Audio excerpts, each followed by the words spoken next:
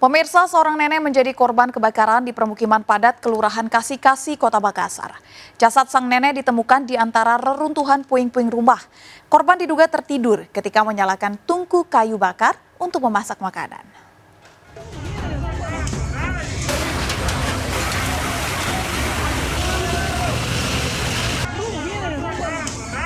Api berkobar melahap sebuah rumah di permukiman padat Jalan Beringin, Kelurahan Kasih-Kasih, Kota Makassar. Api dengan cepat membesar dan berkobar, warga pun kesulitan memadamkan api. Situasi mulai terkendali setelah Dinas Pemadam Kebakaran Kota Makassar menurunkan 4 mobil pemadam. Api segera padam tidak merambat ke rumah di sekitarnya. Namun kebakaran memakan korban jiwa. Seorang penghuni rumah, Daeng Nia, 70 tahun, ditemukan tewas di antara puing-puing reruntuhan rumah. Tragis, kebakaran diduga akibat kelalaian korban. Api diduga berasal dari tungku kayu pembakaran. Korban diduga tengah memasak dengan kayu bakar, namun kemudian tertidur. Katanya sedang memasak kompor. Iya. Oh, lagi memasak. Iya, memasak ya. Kompornya meledak atau? Yang sempat kami dapat informasi dari warga katanya membakar kayu bakar. Ya. Jenazah korban tewas dibawa ke Rumah Sakit Bayangkara Kota Makassar untuk mendapatkan visum sebelum diserahkan kepada keluarga.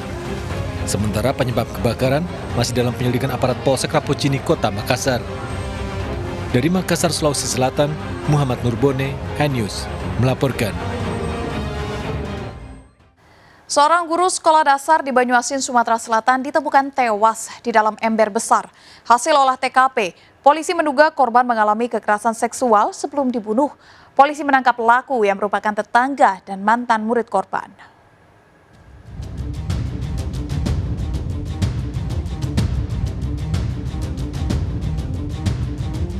Warga desa Marga Rahayu, Kecamatan Sumber Marga, Telang, Banyuasin, Sumatera Selatan gempar menemukan EY, seorang guru SD tewas mengenaskan di dalam ember.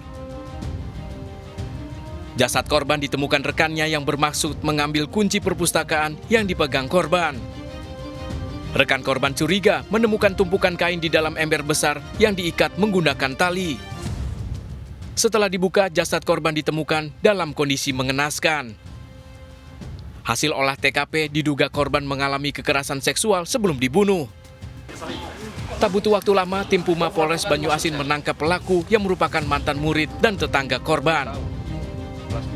Dari pemeriksaan, remaja 18 tahun ini menangis mengakui perbuatannya yang dilatar belakangi rasa dendam.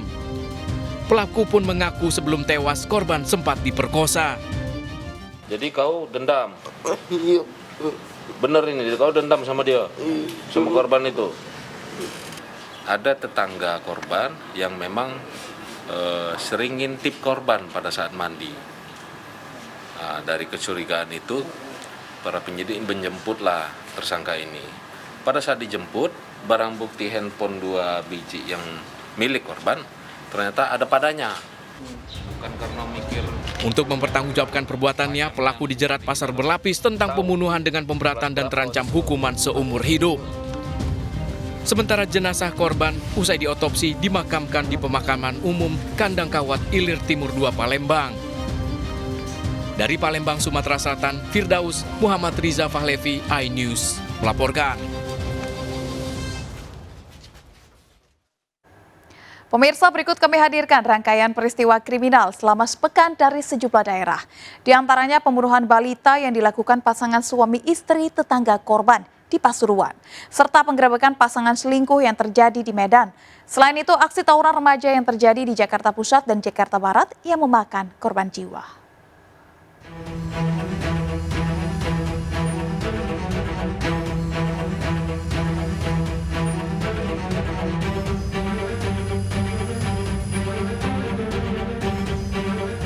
Tawuran remaja di kawasan Kebon Jahe, Gambir, Jakarta Pusat memakan 1 orang korban jiwa. Pelaku tiba-tiba datang menyerang menggunakan senjata tajam dan batu. Seorang remaja 16 tahun tewas dengan sejumlah luka akibat senjata tajam. Bangga-bangganya, lagi seneng-senengnya. Korban diserang setelah berpamitan membeli nasi goreng. Gitu. Cuman tiba-tiba mungkin lapar, balik ke rumah cuma minta uang, mau bilang mau beli nasi goreng. Setelah habis makan, udah makan katanya sama teman-temannya, masih ngobrol dulu nih berempat orang ini. Nah tiba-tiba gerombolan ini datang gitu loh, entah maksudnya apa gitu. Tiba-tiba di handphone itu udah dirampas. Nah habis dirampas untuk handphone itu tadinya motor juga sempat mau dirampas.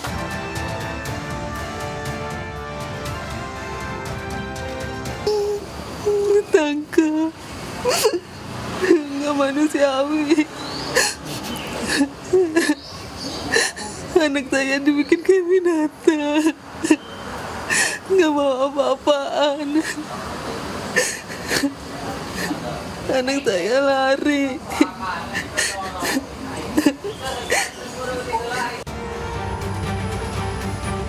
Korban meninggal dunia setelah sempat dirawat di Rumah Sakit Tarakan. Jenazah korban dimakamkan di TPU Karet Tanah Abang diiringi keluarga dan teman-temannya. Tak butuh waktu lama, Polres Jakarta Pusat meringkus 7 orang pelaku tawuran, 1 diantaranya ditetapkan sebagai tersangka. Dari hasil pemeriksaan, MR diduga otak aksi tawuran yang menewaskan seorang remaja. Saat penangkapan, polisi menemukan sejumlah senjata tajam yang diduga digunakan saat tawuran. MR dijerat pasal berlapis tentang pengeroyokan dan penganiayaan dan terancam hukuman 15 tahun penjara. Polisi masih memburu pelaku tawuran lainnya.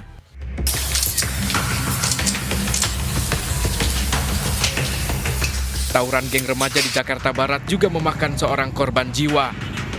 Tawuran antar geng Romusa dan geng Pesing Tanjung Duren Jakarta Barat terekam video amatir, bahkan sampai disiarkan langsung di media sosial. Para pelaku saling serang menggunakan senjata tajam mengakibatkan seorang anggota geng Pesing tewas. Dari penyelidikan, 6 orang pelaku tawuran ditangkap. Para pelaku mengaku sengaja melakukan penyerangan karena ditantang lawan di media sosial.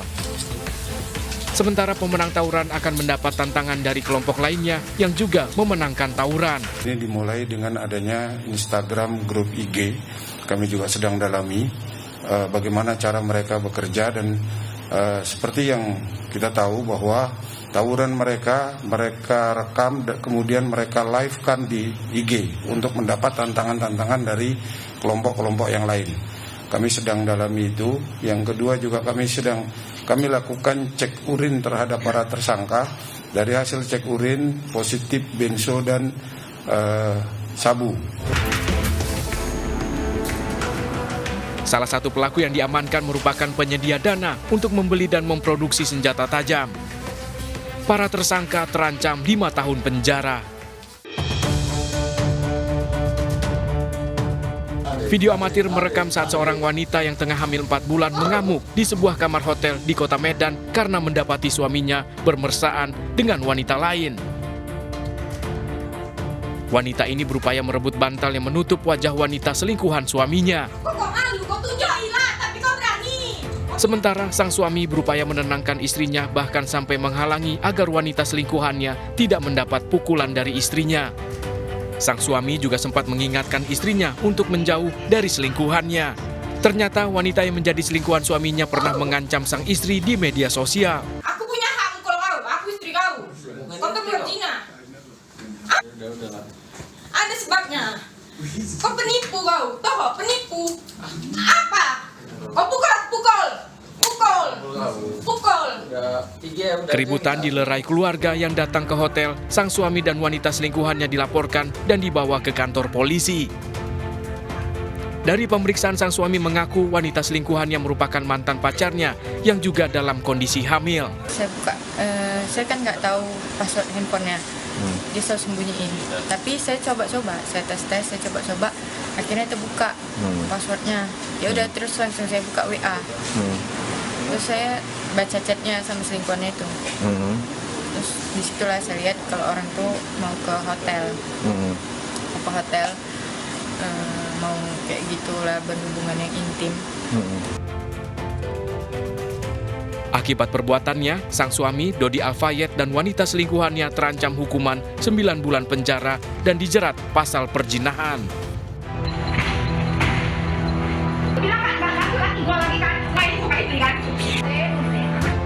Seorang ibu rumah tangga bersama polisi menggerebek salah satu rumah kos di Jalan Tuasan, Persucetuan, Kota Medan.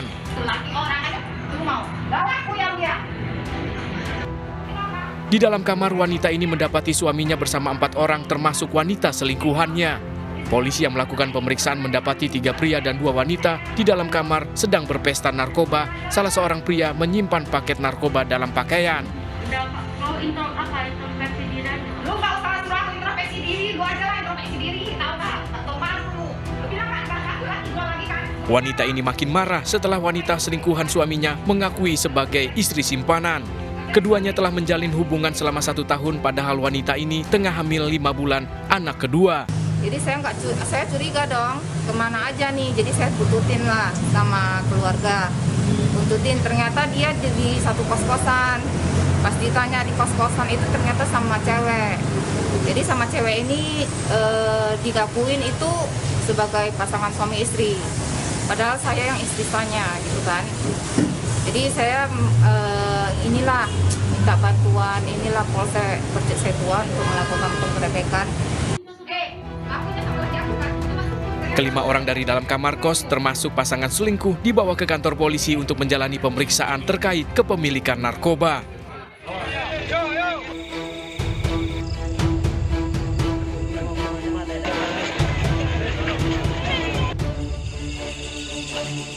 Warga desa Tanggulangin, Pasuruan, Jawa Timur gempar menemukan seorang balita perempuan 4 tahun tewas di dalam kubangan di area persawahan.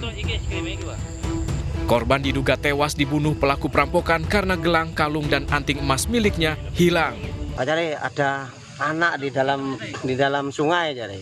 Iya toh, akhirnya saya lari sampai ke sini ketemu nih wis di jero kali wis Mas. Di dalam sungai itu wis. Polisi yang melakukan olah TKP mengamankan sejumlah barang bukti. Jasad korban dibawa ke Rumah Sakit Bayangkara Porong Sidoarjo untuk diotopsi.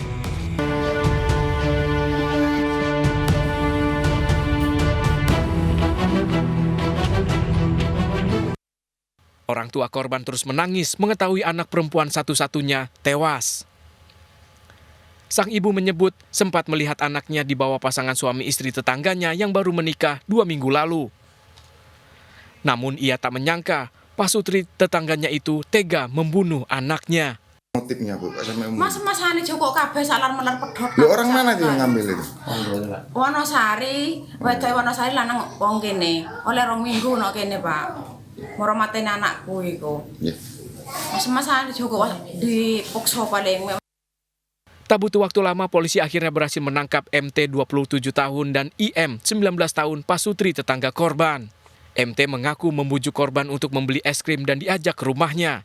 Tragis, sebelum dibunuh, korban diperkosa pelaku MT di hadapan istri pelaku. Hasil pemeriksaan pembunuhan telah direncanakan pelaku MT dibantu sang istri. Motifnya ingin menguasai perhiasan korban. Kita cuma bisa mengidentifikasi di luarnya saja bahwa barangnya hilang, orangnya meninggal, sehingga ya ini perampokan. Kalau orang meninggalnya karena dibunuh dengan direncanakan, ya kita bisa yakinkan dari perbuatan materialnya bahwa dia merencanakan untuk membunuh. Cuman niat sebenarnya seperti apa kita akan dalami dan kita akan libatkan ahli psikologi. Ayah korban berharap pelaku dihukum seberat-beratnya. Kedua pelaku telah ditetapkan sebagai tersangka dan dijerat pasal berlapis pemerkosaan, perampasan, disertai pembunuhan.